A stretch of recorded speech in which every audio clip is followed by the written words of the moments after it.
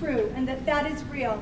I know within my heart the beauty of this song, the beauty of each other, the beauty of connection, the beauty of all of the healing modalities that we have access to. It brings us together. It brings us together in love. It brings us together in healing. Many of you know already some of my story, but I'll share it just briefly. When I was 12 years old, I woke to my dad's cries. He was screaming, and I ran up the stairs to learn that my mom, well, I didn't know this yet, but he put me in charge of my younger siblings, and he ran down the street to get some help from a neighbor and from a friend. And when they came home, I learned that my mom had died, and I didn't know yet how she died. That wasn't until the next day when a friend of mine told me. And of course my heart was shattered. I could not believe that my beautiful mother could take her life. I didn't know even how to process that. I was 12, and my youngest sister was just 1 year old. And how can a mother say goodbye to these folks that she loved? And I know that she felt that she was relieving her burdens from our family. And that was the only thing she knew to do, to bless our lives. And so I carried that pain, and I buried that pain with rocks and with dirt and wrapped my heart up as tight as I could. And some of you know that feeling. You do not want to get hurt again. And I was determined to just move on and soldier up and became pretty tough. And it wasn't until several years ago that I had an event in my family where I became really angry at this circumstance, and I didn't want it to hurt my family. And so I sought out some therapy. And some of you have sought out therapy, and we've got some therapists here. We've got Wasatch Mental Health. And that therapist said, 4 visits, you'll nip this anger in the bud. And on the 4th visit, I said, I'm not sure that I'm done with anger.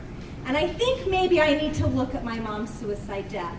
And so we spent the next year with a variety of therapy techniques, and I spent many months and continue with healing modalities that some are represented here, with massage, with EMDR, which is eye movement desensitization reprocessing, with some emotional processing, with some of the alternative therapies that actually there's very good research to support.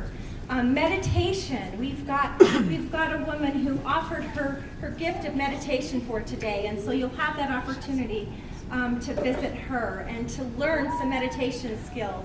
Have been to drum circles where there's evidence that some of these things, they help us process emotion.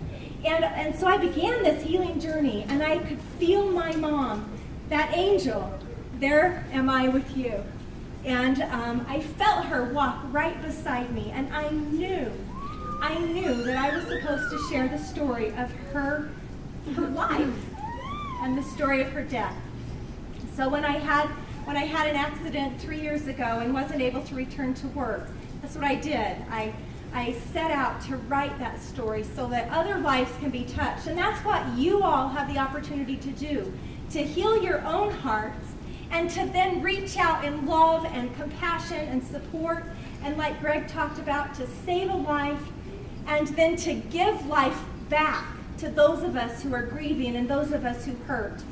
And so today, I share with you that message of hope and of healing, and we can heal, and we can move forward, despite the pain, that pain that just rips our heart out and that breaks it into a million pieces. Those pieces can be brought together, and we can have a new heart, and we can feel that love that God intended for us to feel and to share with others. And we can make our lives bright again. I know that is true, and I share that message with you. And I'm so grateful for you to be here, and encourage you to visit the other tables. Even if you're at a table, go and connect and reach out and love and hug each other today. And thank you so much for this beautiful event. And thank you, Carla and Dave. And they are going to bless us with one more song.